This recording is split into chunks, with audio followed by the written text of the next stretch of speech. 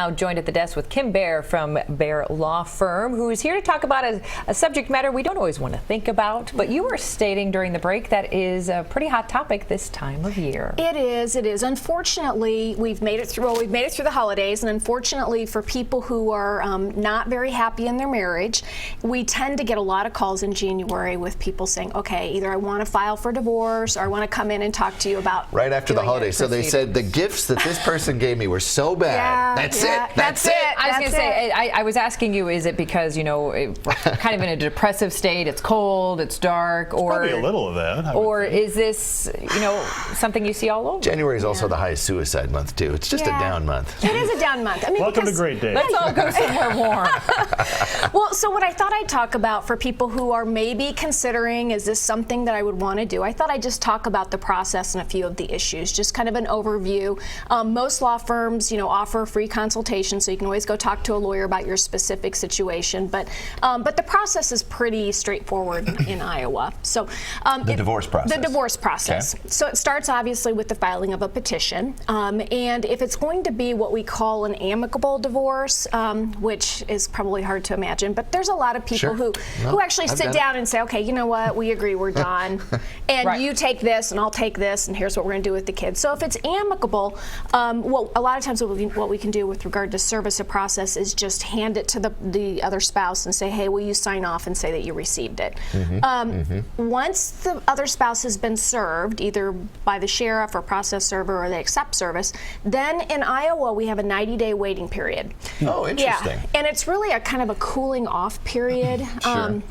The thought is we just want to make sure that you didn't just have some nasty blowout fight and you're just reacting to something like that. We want to make sure that, especially if you have kids, you know, that this is something that you've really thought about. During that 90-day period, you have to work on a financial affidavit because you've got to file it at your pretrial hearing. If you've got kids, you've got to do child support guidelines, which is using usually a computer program.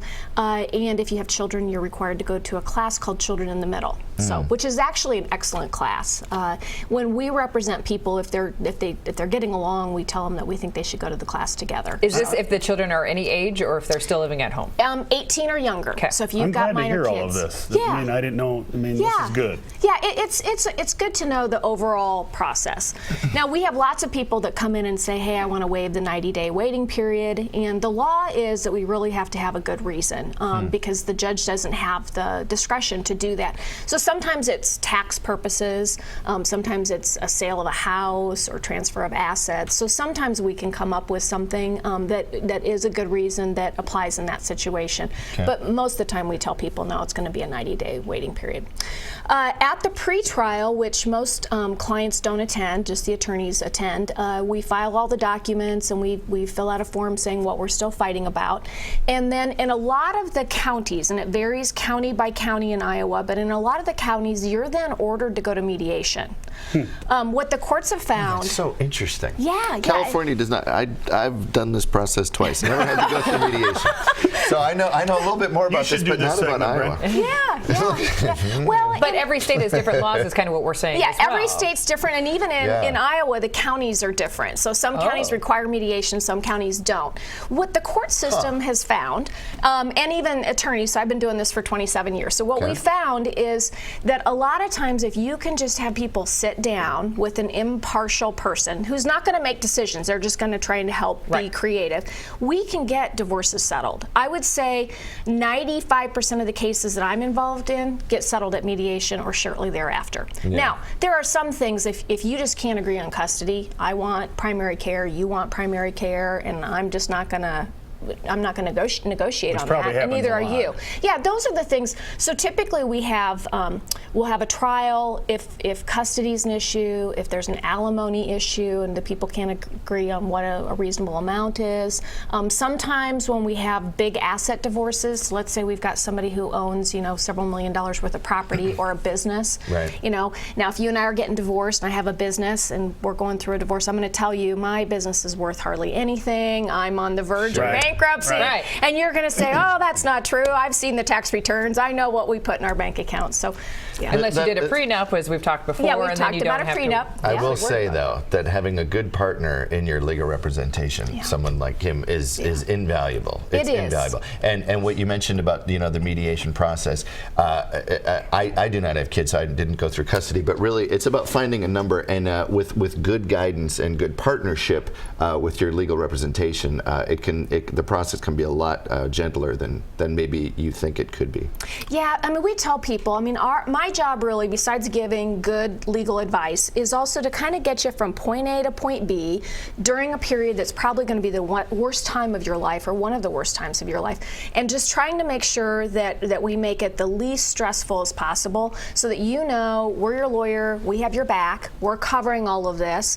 We try not to be last minute Lucy, so we're not going to call you up the day before mediation and say, hey, tomorrow we got mediation. Right. So, and there's a lot of strategy that goes on in a divorce too. I mean, so for instance, of the value of the marital home could be the assessed value, could be the appraised value. Sure. A lot of it depends. Do you want to keep it? Are they going to take it? I mean, do we want a high and value, depending on low who value? keeps it, where does that get negotiated in the buyout or the alimony, et cetera? Yeah, there's a lot of things that can be moved around. Yeah. In Iowa, we have no-fault divorce, and what does that mean? That just means that if I want to get a divorce, I don't have to prove that you're a bad person or that you cheated. I can just wake up one day and say I'm not happy. So, does, not to get all philosophical on you, but does that just make marriage vows pretty much worthless?